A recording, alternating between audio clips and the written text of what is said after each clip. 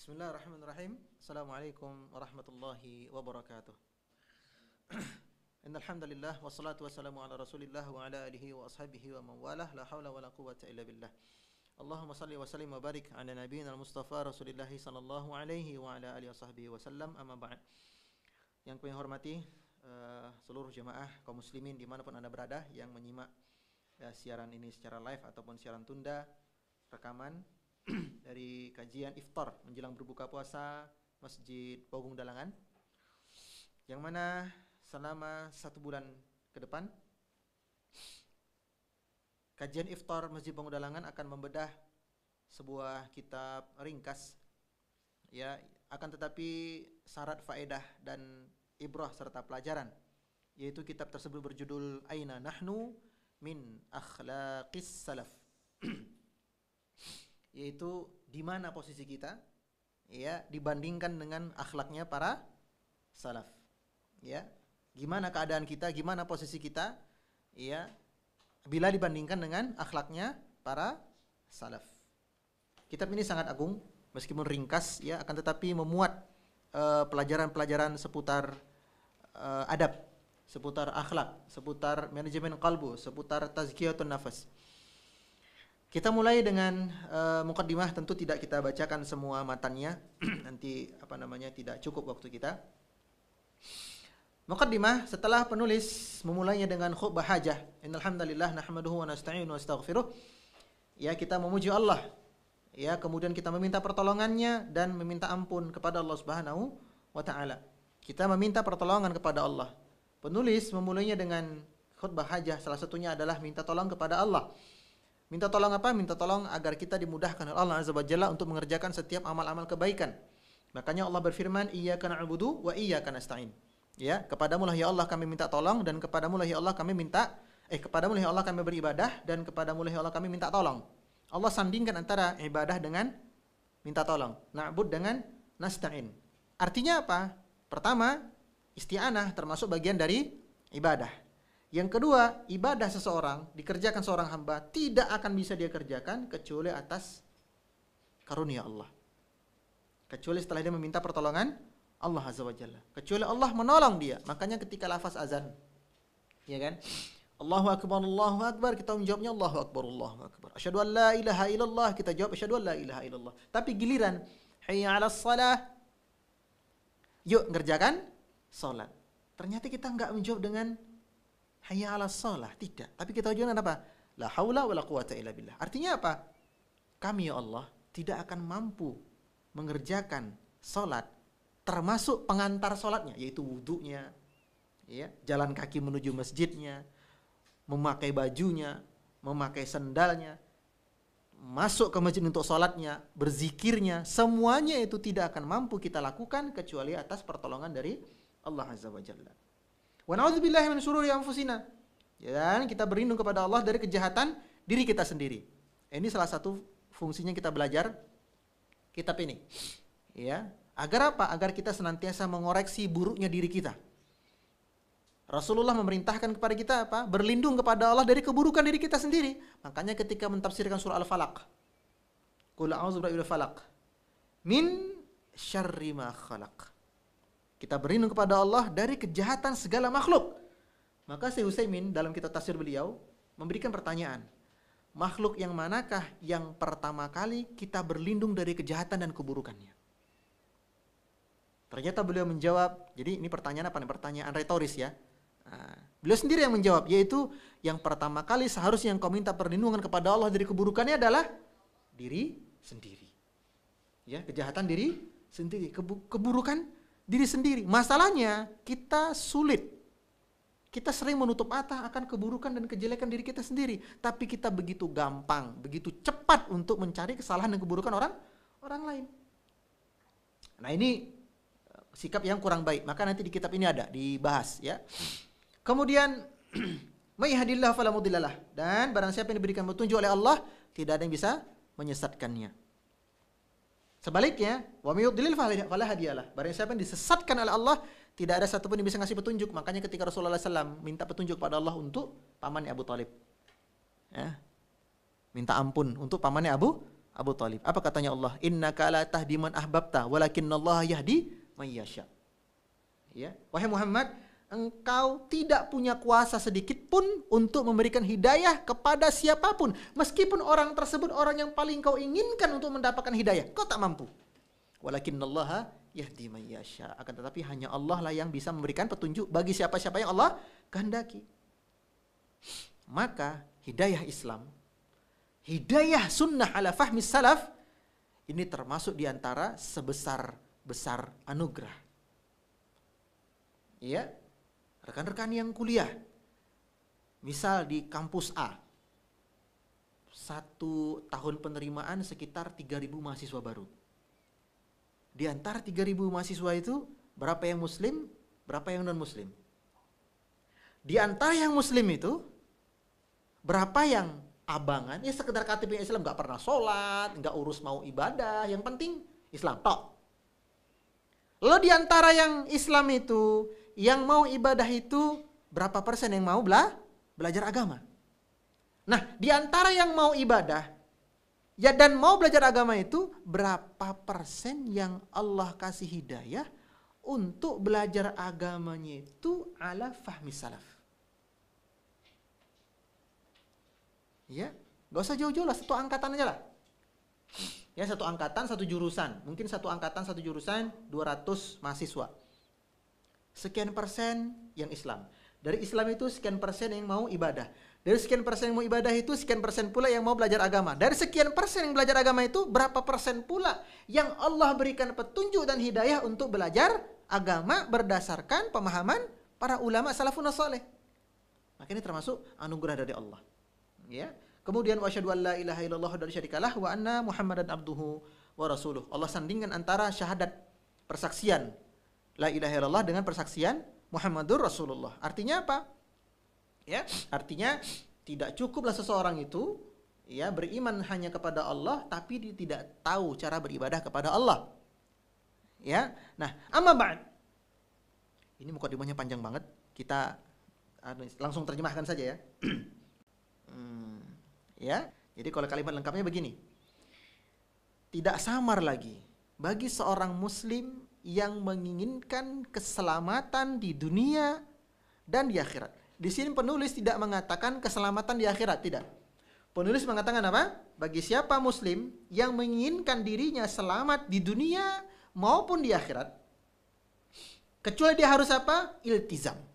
Dia harus berpegang teguh kepada apa? Kitabullah. Kepada Al-Quran, ya, wa sunnati Rasulillah sallallahu alaihi wasallam, dan kepada sunnah Rasulullah sallallahu alaihi wasallam. Cukupkah sampai di situ? Tidak. Karena kalau mencukupkan diri sebatas apa? Sebatas berpegang teguh kepada Al-Quran dan As-Sunnah, masalahnya gimana cara memahaminya? Makanya Syekh Anis Thohir Al-Indonesi, ya, ulama Madinah tapi keturunan orang Indonesia. Ya, beliau berkata, seorang muslim yang baik, yang memang dia benar-benar ingin lurus cara beragamanya, maka dia harus melakukan setidaknya 3 langkah. Yang pertama, find the rule. Cari dalilnya. Cari dalilnya dulu. Yang kedua, validasi. Yaitu mengecek dalilnya sahih atau tidak. Cukup sampai di sini? Belum. Kalau dia tidak melaksanakan yang ketiga, dia bisa menyimpang, sesat. Apa yang ketiga ini? Yaitu bagaimana cara memahami dalil yang sahih tadi. Kita ulangi ya. Yang pertama apa? Cari dalil. Yang kedua, validasi. Cek dalilnya sahih atau tidak.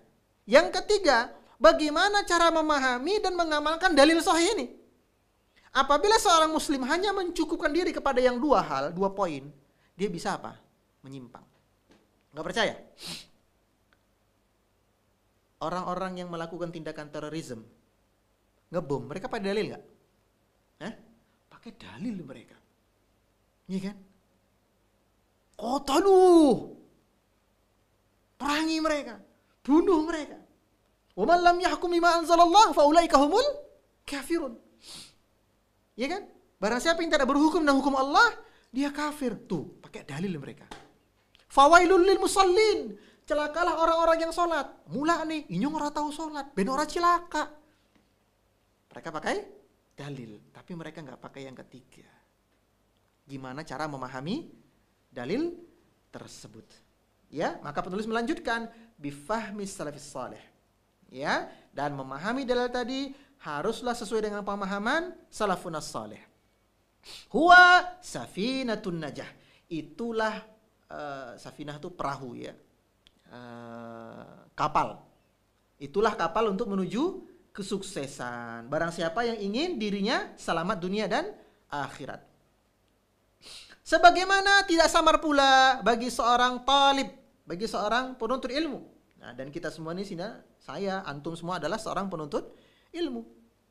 Ya, makanya Syekh Albani ketika ditanya, ya Syekh, apakah engkau sudah masuk level mujtahid? Beliau kata apa? Ana talib. Saya seorang penuntut ilmu. Padahal beliau sudah menghafal lebih dari 100.000 hadis. Ya, nah, maka tidak samar pula bagi seorang penuntut ilmu, ya, yang mana mereka menginginkan kebenaran. Ya, muridil haq, mereka menginginkan apa? Kebenaran. Ini catatan penting bagi kita ya. Penuntut ilmu sejati itu dia belajar agama untuk mencari apa? Kebenaran, bukan mencari pembenaran. Beda ya. Mencari kebenaran dengan mencari pembenaran itu beda. Kalau orang yang niatnya belajar agama mencari kebenaran, maka ketika sampai dalil kepadanya, sampai hujah kepadanya, dia terima. Dia akui, oh ternyata amal saya selama ini salah. Pemahaman saya selama ini salah. Dia berlapang dada. Sebaliknya, seorang penuntut ilmu yang dia ingin mencari pembenaran, maka ketika sampai dalil kepadanya, telah tegak hujah kepadanya, dia akan berkata apa? Saya cari ustadz lain dulu lah. Ya, saya cari kiai yang lain dulu. Kenapa? Yang dia cari apa? Pembenaran. Makanya kita dianjurkan oleh Rasulullah SAW untuk meminta kepada Allah apa? Allahumma arina haqqa haqqa warzuqna tiba'ah. Wa arinal batila batila warzuqna jitinabah. Ya Allah, tunjukkan kepadaku ya Allah yang benar itu benar. Cukup sampai di situ? Tidak. Dan berikan kemampuan kepadaku untuk mengikuti kebenaran tadi. Inilah penuntut ilmu sejati. Dia mencari kebenaran, lalu diikuti. Wa arinal batila batila. Ya. Dan tunjukkanlah pula kepada kami ya Allah, yang batil itu ya batil. Jangan sampai kami tersamarkan. Ini batil enggak ya? Dan berikan kemampuan kepada kita untuk apa? Menjauhi kebatilan tadi. Ya.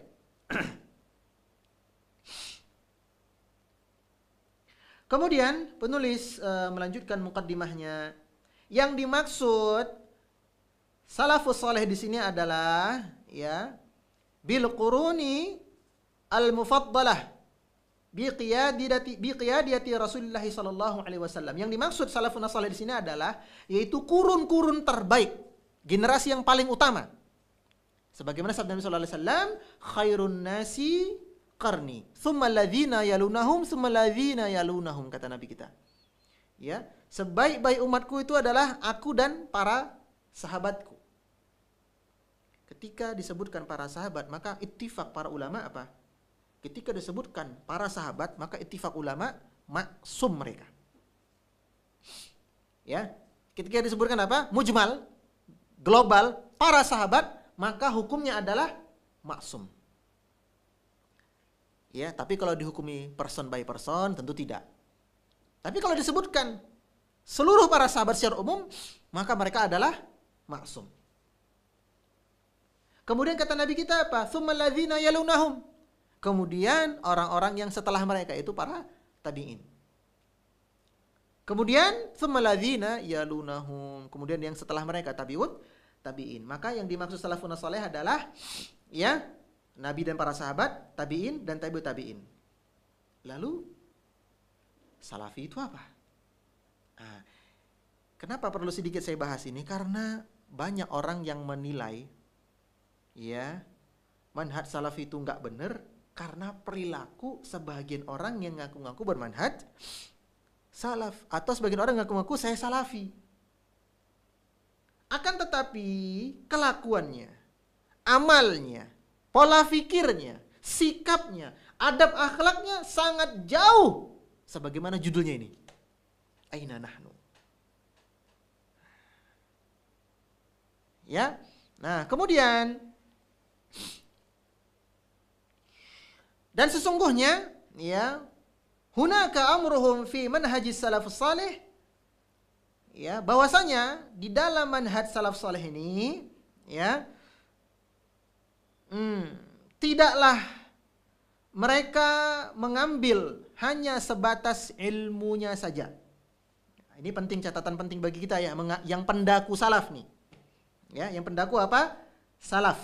Bahwasanya tidaklah cukup kita menjadikan standar kesalafian itu hanya sebatas keilmuan. Hanya sebatas keilmuan. Akan tetapi kita lupa bahwasanya yang dinamakan manhaj salaf itu meliputi al-aqidatu, akidahnya, wat tasfir, pola fikirnya, kemudian was-suluk, perangainya, wal akhlak, dan akhlaknya. Ini yang sering kita tertinggalkan di situ. Ya, kita mengaku salafi kalau sudah ngaji tauhid. Kalau sudah ngomong bid'ah, wah, salafi ini. Apalagi kalau seorang ustadz terkenal, ustadz populer memposting sesuatu yang viral, dia pun ikut komentar. Gara-gara ada komentar, dia merasa selevel dengan ustadznya. Wah, ini. Ya. Nah, jadi ingat, manhaj salaf tidak semata-mata tentang apa? Ilmu mereka, tentang kecerdasan mereka, tentang hafalan mereka, tentang jumlah hadis yang mereka ketahui. Akan tetapi penulis berkata, sesungguhnya ya, manhaj salaf meliputi al-aqidatu wat taswir, wat tasawur, mohon maaf ya, kemudian was-suluk wal akhlak. Ya, akidah, pola fikir, perangai, dan akhlak. Nah, kemudian di paragraf yang kedua,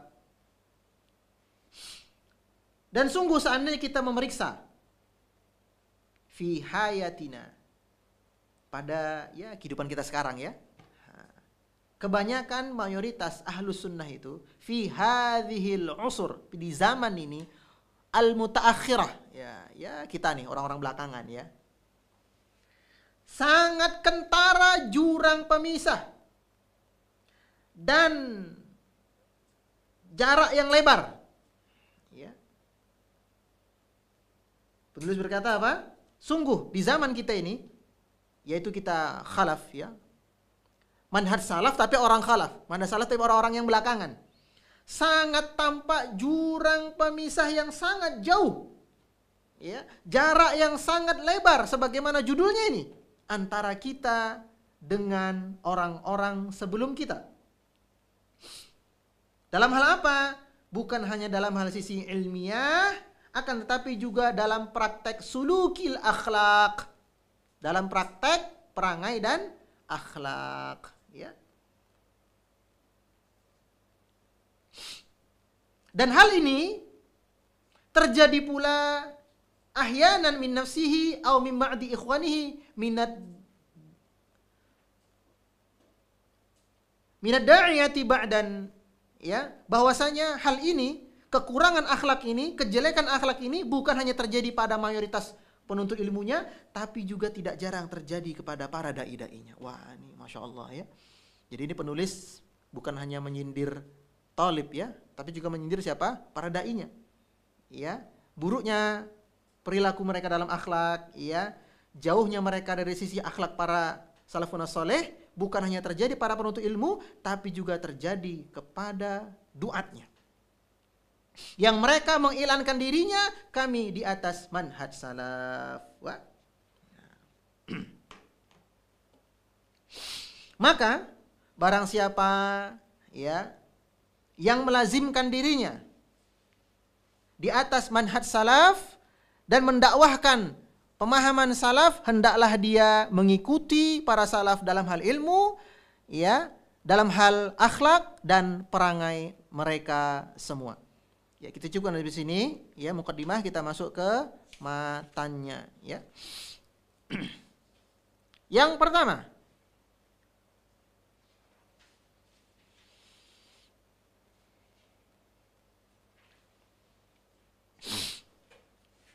kalau di kitabnya di halaman yang ke-9 ya.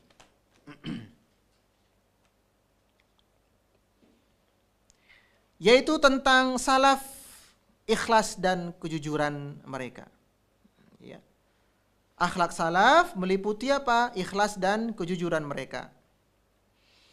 Tentang ikhlas dan kejujuran. Ikhwah fillah wa fillah azanallahu wa iyyakum jami'an, ya para pemirsa yang menyimak kajian pada sore hari ini.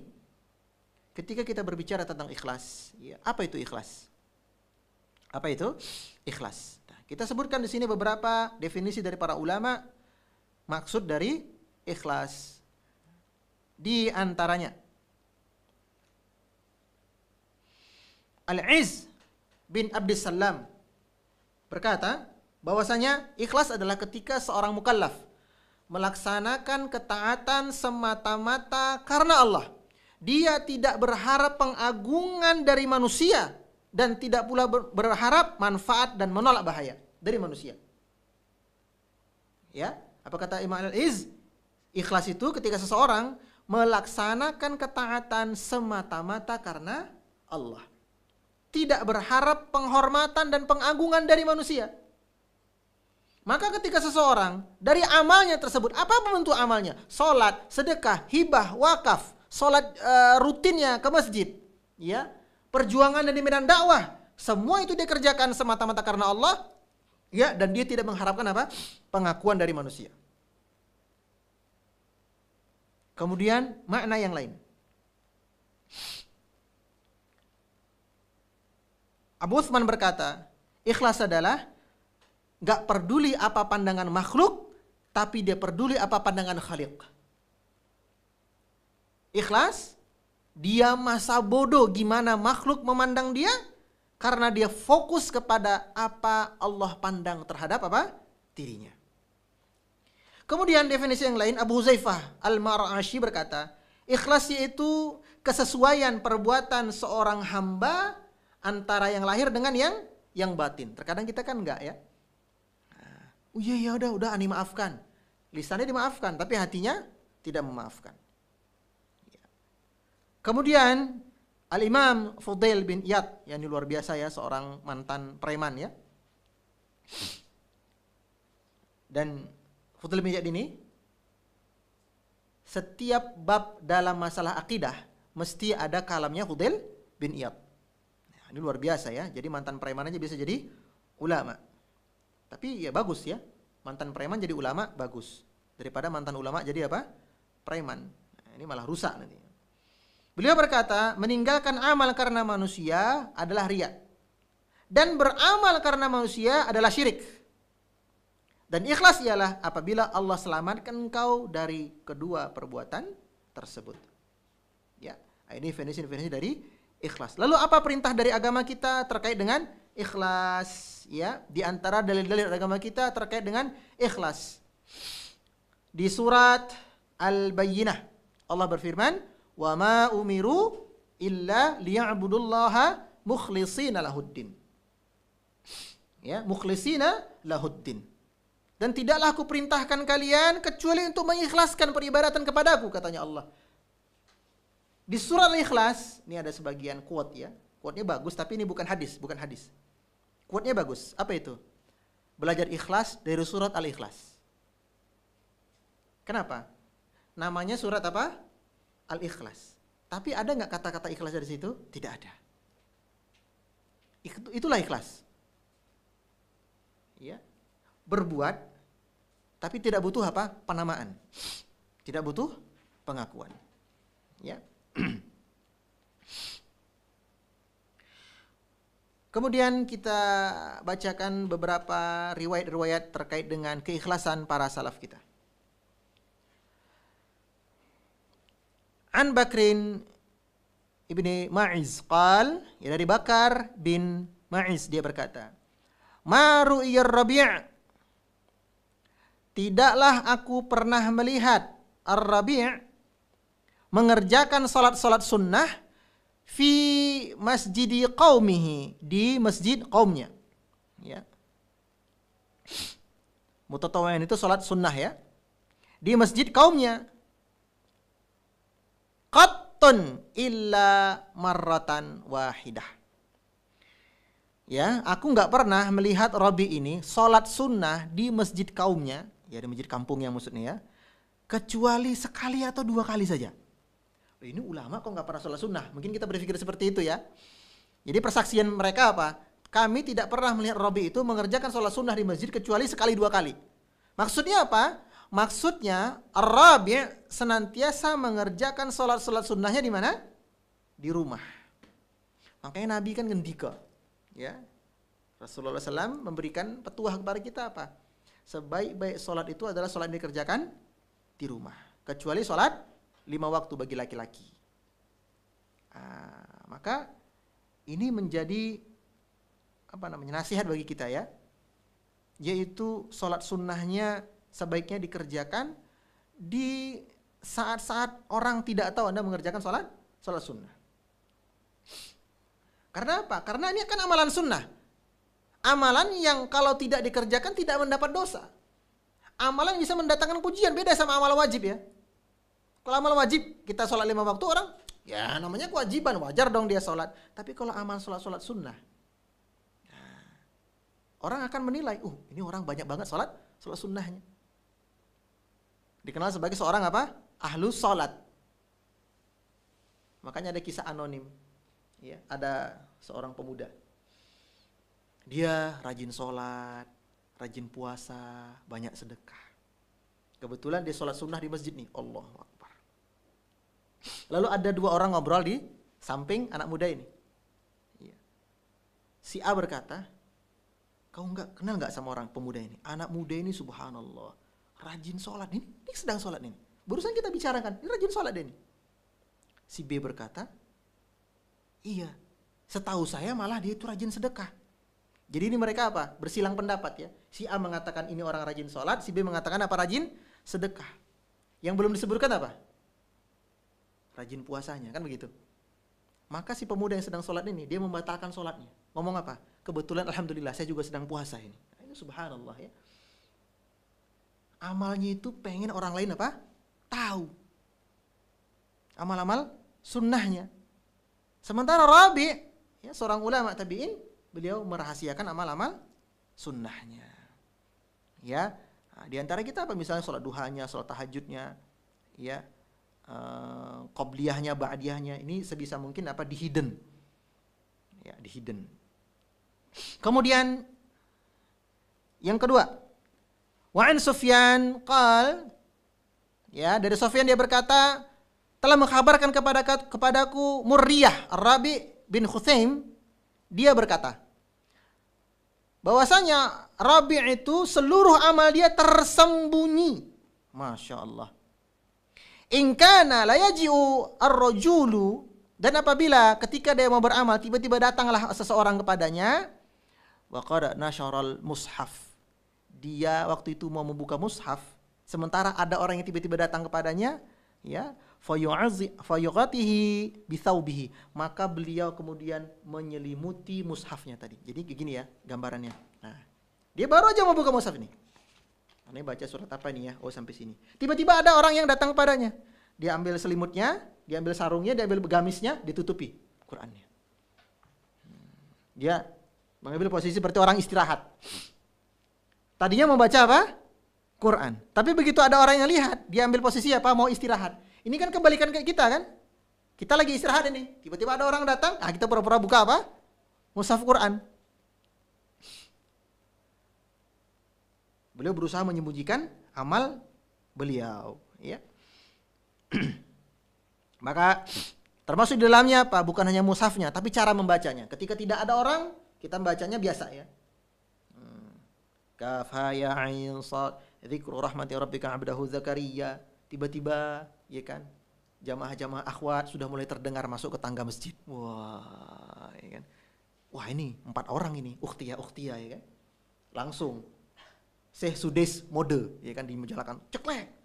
Kaf ha ya ain sad. Jadi bukan hanya membaca Qur'annya ya, bukan hanya aktivitas membaca Qur'an, tapi kebagusan dia membaca Al-Quran, Ya, ketika berbeda antara dia sendiri dengan ada orang lain. Nah, ini masalah ini. Ketika tidak orang bacanya kenceng, iya kan? Nggak ada tanda titik koma. Nggak seret. Tapi ketika ada jamaah yang lain, ada teman-teman yang lain, apalagi ada incerannya ya kan? Oh, bacanya diperbagus, ada camer, ya, ada target. Nah, ini termasuk tanda-tanda orang yang tidak ikhlas, ya. An Munzir, Anir Rabi bin Khuthaim, dia berkata, sungguh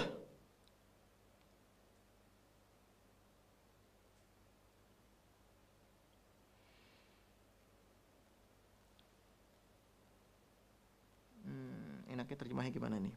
Ya. Apa-apa yang dicari dalam rangka selain mencari wajah Allah, maka akibatnya apa? Yadmahillu. Yadmahillu itu remuk ya. Padanan katanya apa yang lebih enak? Hancur ya, hancur. Nah, jadi seluruh amalan, kullu ma la yubtagha bihi wajhullahi azza wa jalla, katanya beliau, setiap bentuk amalan apapun yang mana amalan tersebut dikerjakan bukan dalam rangka mencari wajah Allah, bukan dalam rangka mencari pahala dari Allah, yatmahillu. Apa artinya? Maka amal tersebut sirna, sia-sia, remuk, hancur. Inilah yang Allah peringatkan dalam Al-Quran. Wa qadimna ila ma amilu min amalin faj'alnahu haba'an manthura. Ya, kami tampakkan amal-amal dia terdahulu di dunia, di display semua. Ya, tidak ada yang terlewat. Seluruh amal kita di dunia tidak ada yang terlewat di akhirat. Lalu ada seseorang didatangkan kepadanya amalnya segunung. Bukan hanya dia yang takjub, penduduk mahsyar pun takjub melihat apa? Amal dia. Tapi di tengah-tengah ketakjubannya itu, apa yang Allah lakukan? Faj'alnahu haba'an manthura. Kami jadikan amalnya itu debu yang berterbangan. Apa sebab? Dua hal. Salah satu di antara dua hal. Yang pertama, amalnya itu dalam rangka mencari popularitas, mencari pujian manusia, bukan mencari pahala dari Allah. Yang kedua, mungkin amalnya ikhlas, tapi dikerjakan tidak sesuai dengan petunjuk Rasulullah SAW. Surah Al-Ghasyiyah Allah berfirman, hal ataka hadithul ghasyiyah. Ya. Belumkah datang kepada kalian berita tentang hari kiamat? Wujuhu yawma idzin khasyiyah. Pada waktu itu wujuh itu bentuk apa? Jamak kan? Nah, pada hari itu banyak wajah yang tertunduk hina. Apakah karena kurang amal? Tidak. Nasibah. Nasibah itu apa artinya? Bercapek-capek, berlelah-lelah. Ya. Jadi pada waktu itu banyak ternyata orang-orang yang apa? Yang mereka lelah beramal ketika di dunia, tapi ketika di akhirat apa? Hina. Tertunduk malu. Allah balas ketika di dunia dia mencari kemuliaan di hadapan manusia, Allah balas di akhirat dia mendapatkan kehinaan di mata manusia. Bahkan waktu itu manusianya berapa yang menghinakan dia? Seluruh penduduk mahsyar. Makanya ada sebuah kaidah. Ya, maka nadillahi baqiyan. Apa-apa yang dikerjakan karena Allah dia akan apa?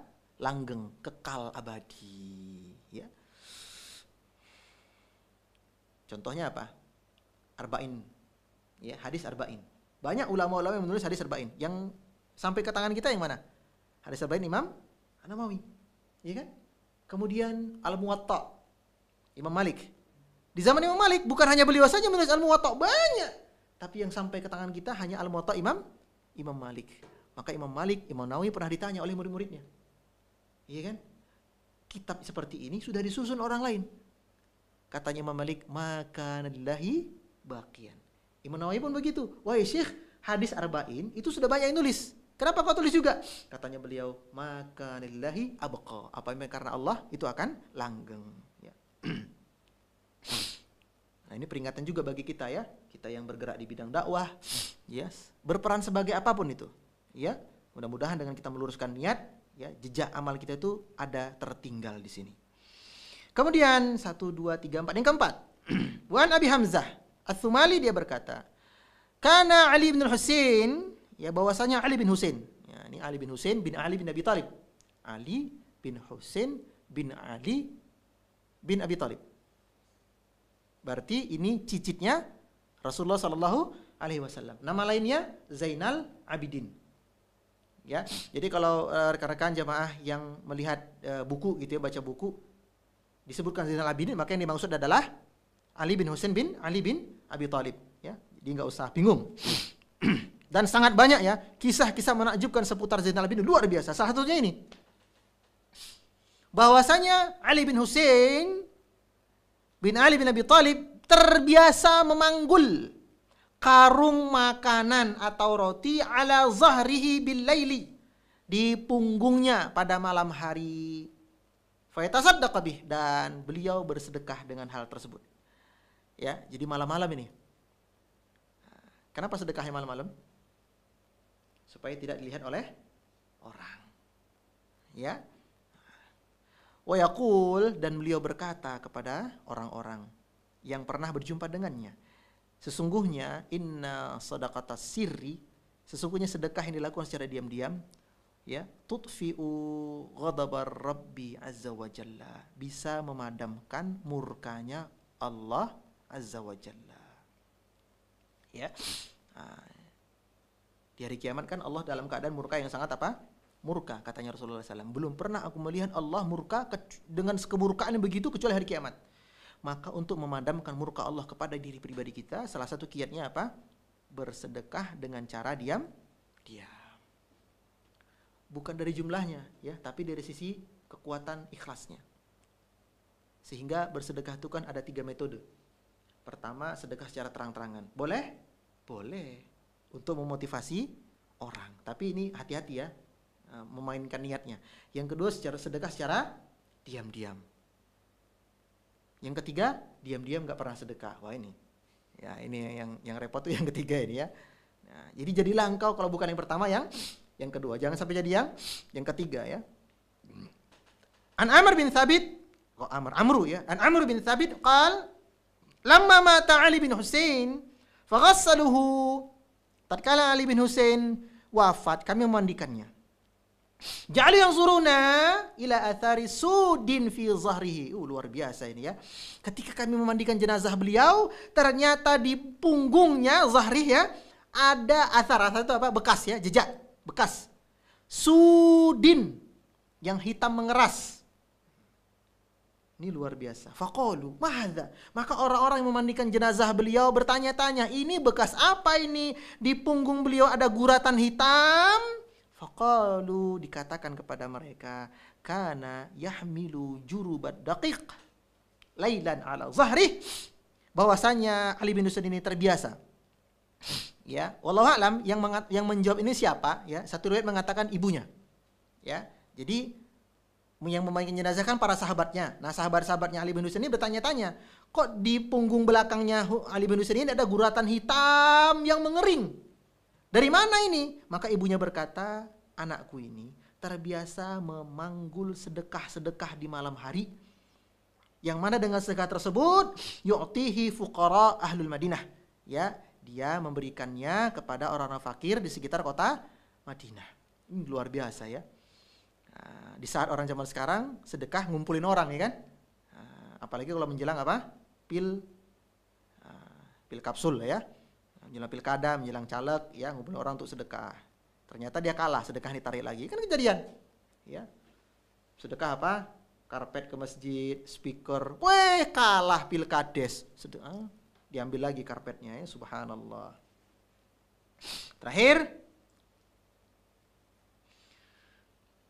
wa an Ibnu Aisyah qala abi sami'tu ahlal Madinah yaqulun, aku mendengar penduduk Madinah berkata, ma faqadna sadaqata sirri hatta mata Ali bin Husain. Kami terbiasa mendapatkan sedekah yang diam-diam dan semuanya berhenti ketika Ali bin Husain telah wafat. Berarti ketahuan amalnya setelah apa? Wafat ya. Amal sedekahnya baru diketahui orang setelah dia apa? Wafat. Zaman sekarang ada yang kayak begini? Kalau saya pribadi ada. Saya pribadi mengenal satu sosok, ya, rahimahullah. yang baru ketahuan sedekahnya itu ketika beliau telah wafat, Ustadz Abu Sa'ad. Dikisahkan bahwasanya beberapa warga kami di pondok ya, waktu tinggal di Jamil itu. Tapi kejadiannya sudah lama.